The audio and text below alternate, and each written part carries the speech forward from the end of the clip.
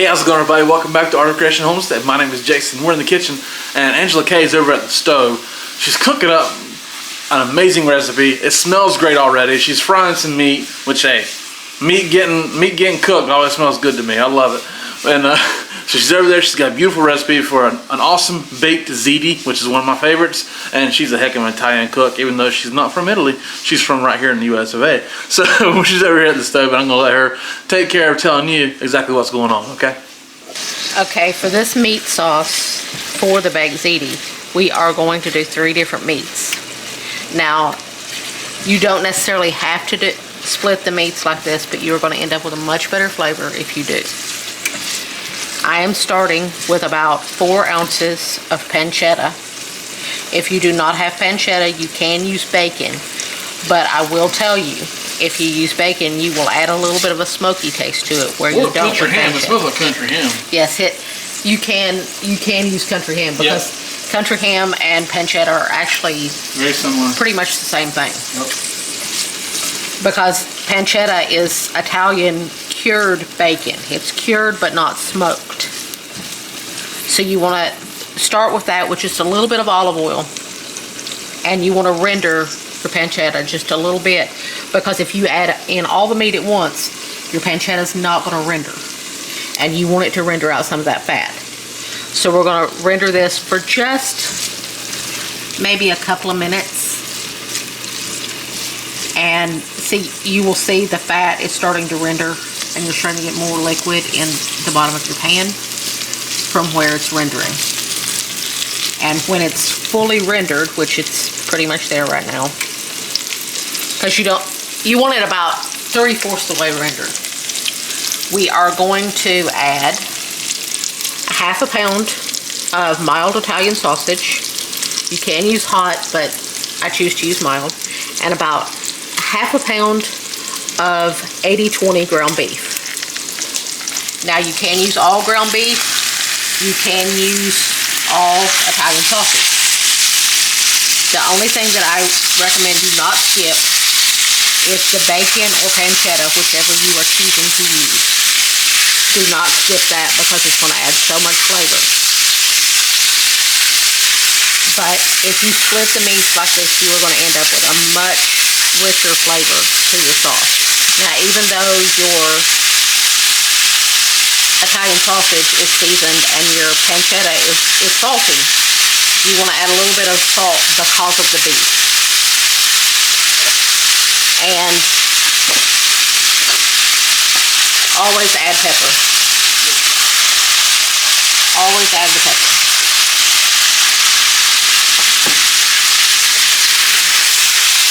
Now you want to break up that meat really well, because you don't want a lot of large chunks in your sauce. So use your spoon or a mixing chop or anything that you like to use to break up your meat. Break up your meat really well. And while your meat is cooking for your first sauce, because this ziti is going to have 2 sauces. While the meat is cooking for the meat sauce, you want to have your water on to boil to cook your ziti noodles. And we've got that water up to a boil. For those of you who may never have saw ziti, it's hard to find it anymore. It's getting harder to find. If you can't find it, you can use penne, because it's very similar to penne, so you can use penne. I'm going to dump in an entire pound. This makes a lot of food. So make this for company, or for us, it's going to be a 2-night meal, and possibly even some for the freezer. More than likely it'll be a 2-night meal and some for the freezer for a later lunch for Jason to take to work. You don't want to cook your pasta till it's mushy. You want it to be nice and al dente, or maybe even a little below al dente, because you are going to be cooking it more in your sauce and in the oven. So you don't want to end up with mushy pasta in the process. So your pasta isn't going to cook for very long. Pasta typically cooks to al dente between 8 to 10 minutes, depending on the cut. This you will want to cook for about 7 minutes, just a little shy. Now you want to let your meat continue to cook, and I'll take you over here and show you the next step. Now this is going to be a filling mixture for it, and in this bowl we have 16 ounces of whole milk ricotta. I highly recommend whole milk instead of part skim. This is 1 1/4 cups of grated mozzarella cheese. I chose to grate it on the fatter side of the box grater because you will get more cheesiness in there. If you grate it on the fine side, it's going to all mix in and become one mass instead of having some cheesiness there. So I grated it on the large. Now you're going to mix those two together really well. And as you can see, the whole milk ricotta is much creamier. Much creamier. Also that has to do with the brand because I choose to use Belgioioso. Now we'll add a couple of pinches of salt and some good grinds of black pepper. And now to this we will add 2 eggs.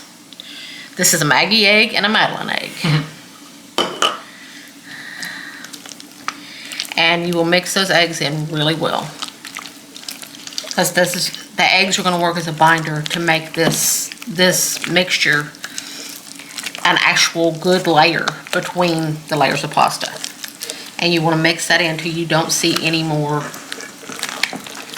yolk from your egg. You don't see any more streaks from the yolk or the white, till it's all just one mixture. And it's there now. So now we're going to go check on our meat. So now our meat is nicely cooked, and I drained off the grease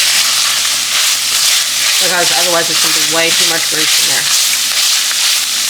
And in that time my pasta is also ready, and I've pulled out 1 cup of the starchy cooking liquid, and I've got the pasta over here draining. Now I'm going to add your favorite sauce. This is our home can. This is our favorite sauce. Yes, this is our home can, made from everything that we grew. We grew peppers, garlic, onions, every bit of it. Every bit of it was grown here. Now you can use your favorite store-bought, or you can make your own. Yep. It doesn't matter. But you want to mix about that.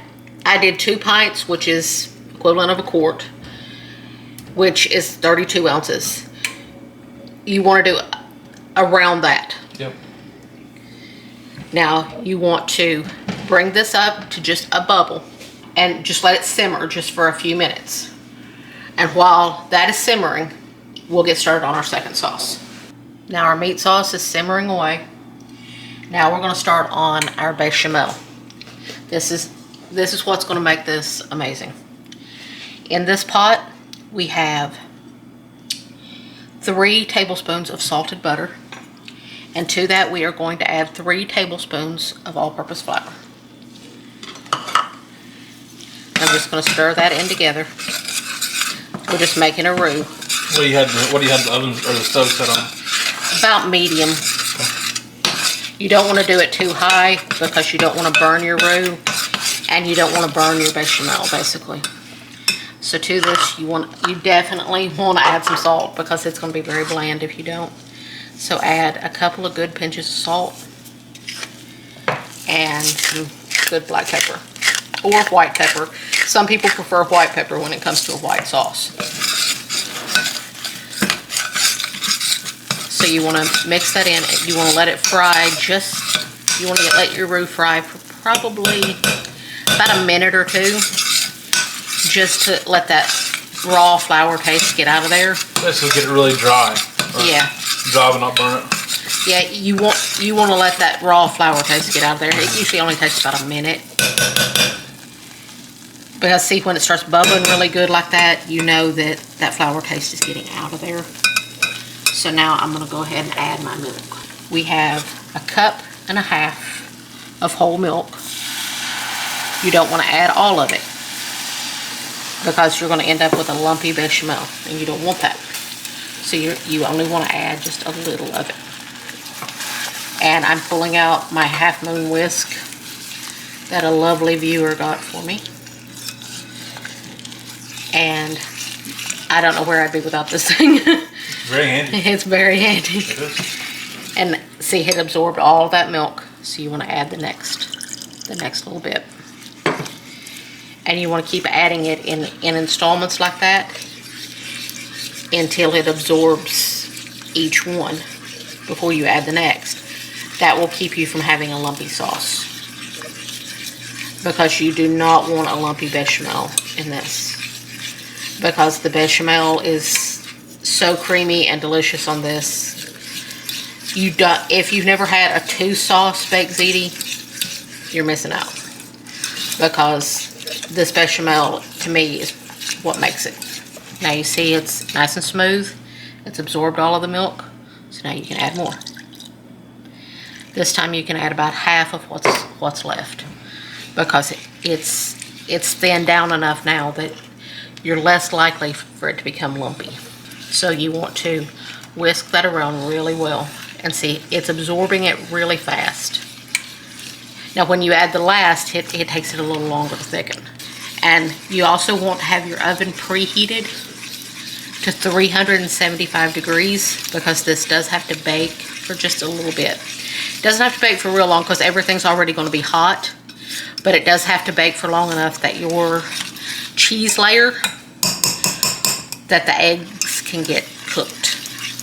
The faster you whisk, the smoother it will get. So you want to whisk nice and fast. And this whisk, in all honesty, allows you to get really smooth sauces. I don't know what I ever did without having one. Now I'm going to add in the rest of my milk. Now you want to let this get nice and thick now. Now I'm going to add a little bit more salt, because that milk was not seasoned. It did not come from the cow seasoned. And you want to add more pepper. You want to whisk that in. And see, you're already starting to get some thickening on there. So now you want to add your secret ingredient. You don't have to add this if you don't like it or don't want to, but I am telling you, it's going to make it delicious. That is a whole nutmeg. You do not have to use fresh grated. You can use already grated. I choose to use fresh grated because you get better flavor. But don't drop it off the microplane into the sauce. Yeah. But just grate it. You don't want much. Strong. A little goes a long way. This is not a cake. This is a bechamel, so you don't want much. So just a little hint. Literally less than 1/8 of a teaspoon. Just a little sprinkle. It smells so good. And it's going to make all the difference in your white sauce. Anytime you do a bechamel, it's going to make all the difference to do that little bit of nutmeg. You see, not much was used. No, not much at all. And the thing is about grating it fresh, with already ground nutmeg, it tends to lose its flavor pretty quickly. Yep. With whole nutmegs, they'll keep their flavor pretty much forever. Yeah. Because they haven't been opened up yet, they haven't been cracked yet. They will pretty much keep their flavor forever. Things like this, herbs and spices, as their oils have a chance to dry out, they will lose their flavor. And if they're stayed whole, their oils cannot dry out. And now you're getting a nice smooth sauce. Now we're going to let that finish thickening. And while that thickens, we're just going to leave it alone. Keep it on lower heat though. Keep it on less than medium low. Now we're going to go ahead and add our pasta into our meat sauce. And remember, your pasta isn't 100% cooked. So you want to take that into consideration. When you throw it on the floor. You want to take that into consideration when you throw your pasta on the floor. You want to take that into consideration and add a little extra liquid, because it's going to absorb more liquid. So you want to be sure and pull out that 1 cup of starchy cooking liquid to to add some liquid to this. So we are going to add about half of that. And as you can see, it loosened it up a lot, and it's going to give that pasta extra moisture to finish cooking in. And as you can see, it's nicely thickened now. Didn't take long at all. You don't want it to be horribly thick. You want it to be, if you've ever made gravy, you want it to be a little looser than gravy. So we're almost to the thickness that we need it at. We're very close. Now our pasta has pretty much finished cooking. It still lacks a little. It still has a little bit of a tooth when you bite it in the sauce. And see, now your sauce is nicely thickened as well. And our bechamel is completely done and thickened. See, it's nice and thick and creamy now. And over here, we have a 13 by 9 glass baking dish. And as you can see, I have it on a cookie sheet. There's a cookie sheet under there, lined with parchment paper. You want to do that because there's a high possibility that this is going to bubble over. If you do this, it will bubble over onto the parchment paper and not into your oven. Now we'll ladle about half of our pasta mixture into the bottom of your dish. You want to do a good half of it. Make sure it's nice and saucy. And that's probably a good half. Wouldn't you say so, Jason? I'd say one more scoop. That's probably good. There we go. Now we are going to get those stray pieces of pasta down. And we are going to add our ricotta mixture. You just want to spoon it in just little globs. As it heats up in the oven, it kind of evens itself out, don't it? Yeah, I'm going to spread it a little, but it will even itself out a lot in the oven. So all the ricotta goes in? All the ricotta goes in. It's just a couple of layers. Now you want to spread it around just a little bit. You don't have to be so picky about it to make sure that it's all the way out to the edges or anything like that. Just get a good layer on there. Now we are going to add the rest of our pasta. Now we have our second layer on. And now for your bechamel. And like I've told you, to me, this is what makes baked ziti so good, is if you do the 2-sauce method. Now you want to drizzle this over. Isn't that gorgeous? Hard to see. I'm sorry. I'm holding it too close for you to be able to see it well. I gotta know. It works really well at this point if you have a silicone spatula that you can scrape all of that out of there with and spread it really well with it. And as you can see, it's thickened up beautifully. You want to kind of spread it around. It's okay if the sauce is mixed just a little bit, but you want to take the bechamel out as close to the edges as you can. This is definitely a comfort food.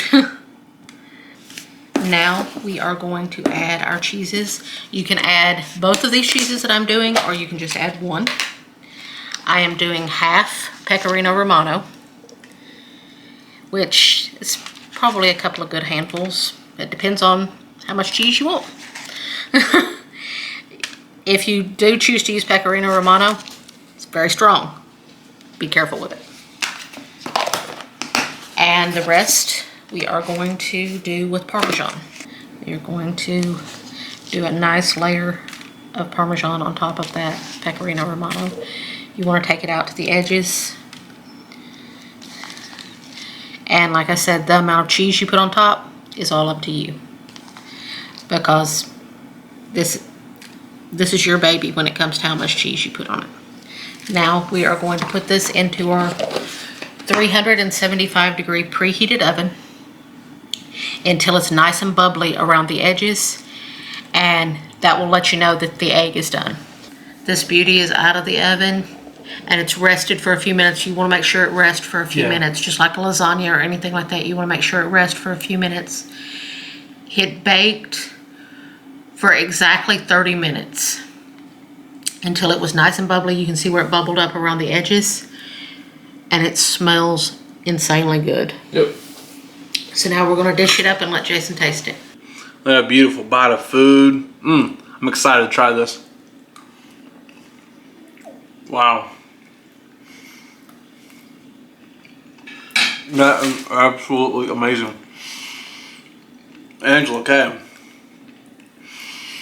Phenomenal flavor. Brilliant flavor. We've never tasted anything like it before. Speechless. That is insane. A lot of stuff going on in there, but it is perfect. You can't believe how good that tastes. It's well worth the effort, well worth the time she put into it. It's amazing. Brilliant job, Angela K. You amazing. Simply amazing. So thank y'all so much for watching. We do appreciate it. My name is Jason. That's Angela K. She's the smart one of the two. This is our Christian Homestay. We love y'all. God bless you and goodbye.